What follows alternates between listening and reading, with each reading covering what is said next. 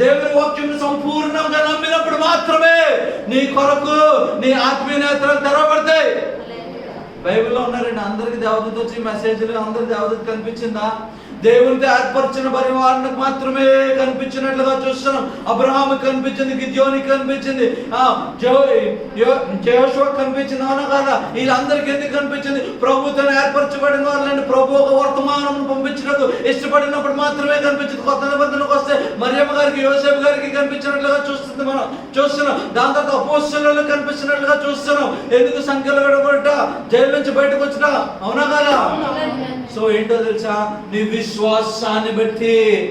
అందుకే కోనేరులో అనేక మంది కూర్చున్నారు, కానీ ఎవరైతే నిజానికి